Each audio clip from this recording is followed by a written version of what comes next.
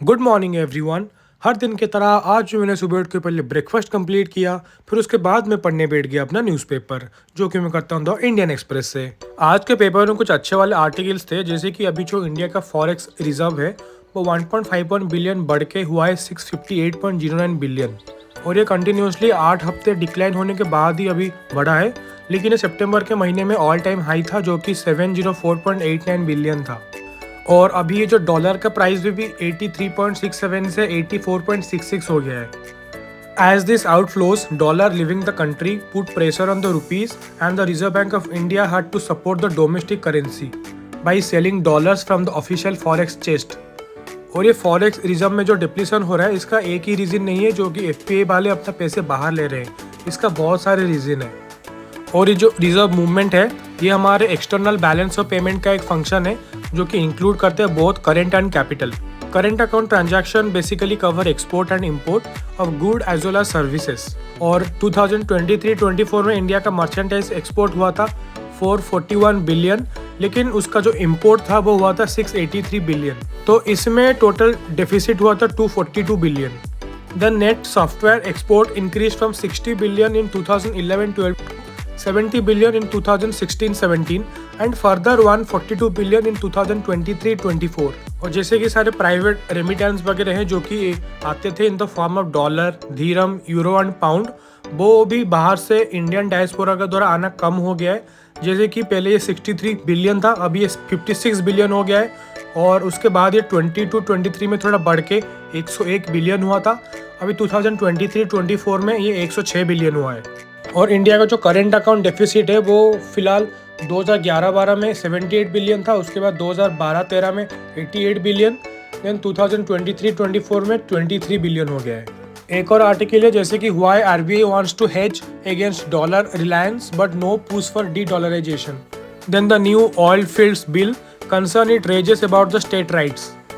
It includes 4 amendments like expanding definition of mineral oil, then introducing petroleum lease, then expanding centers regulatory power, then decriminalization of offenses. Then RBI ने mule Hunter करके एक intelligence बनाया है AI के through, और ये सारे mule account को चेक करने वाले हैं जो कि बैंक से रिलेटेड होके सारे फ्रॉड काम कर रहे हैं। Then India to form anti-drone unit for safe borders. And it will be a laser equipped anti-drone gun mount system। बस आज के न्यूज़पेपर में इतना ही था, और भी एडिटोरियल वाले पेज में कुछ थे जो कि आपको खुद पढ़ना चाहिए।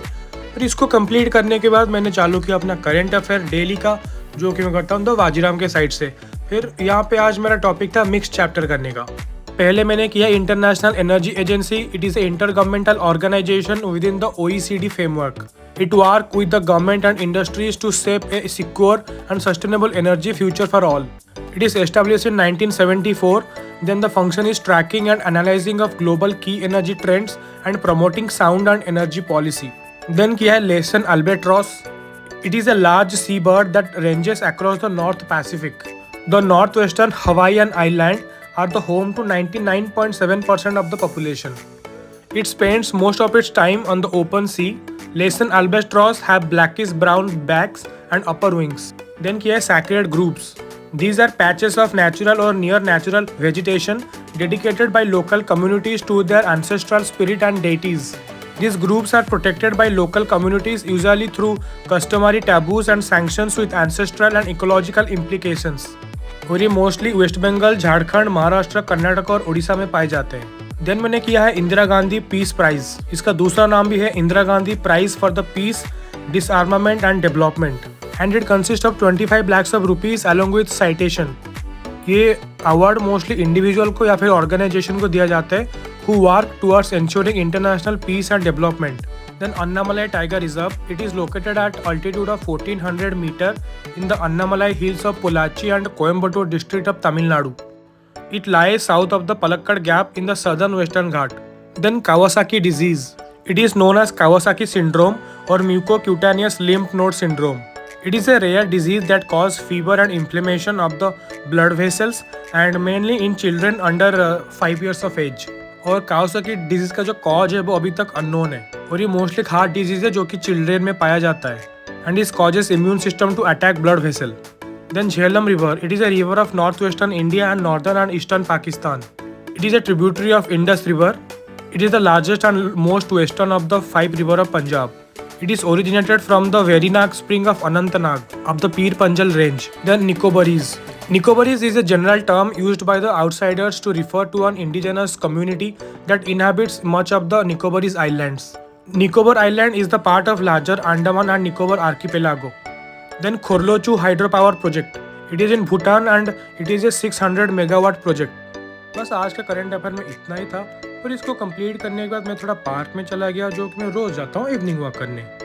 अगर आप दिन भर अच्छे से पढ़ रहे हैं तो फिर मैं आपको यही सजेस्ट करूँगा कि आप सुबह नहीं तो शाम के टाइम में 1 घंटा या आधा घंटा निकाल के थोड़ा कहीं पे जॉगिंग करने चली जाइए या फिर घूमने चले जाइए, जिससे आपका बॉडी फिटनेस भी अच्छे से मेंटेन होता है और आपका माइंड भी अच्छे से फंक्शन करने लगता है।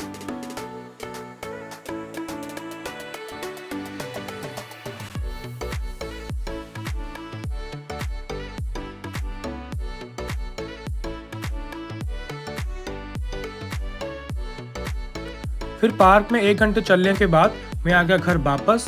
और आज शाम के टाइम में कुछ खाना खाना था, इसलिए मैं थोड़ा बाहर चला गया और यहाँ पे थोड़ा रोल वगैरह खा के मैं आ गया घर वापस।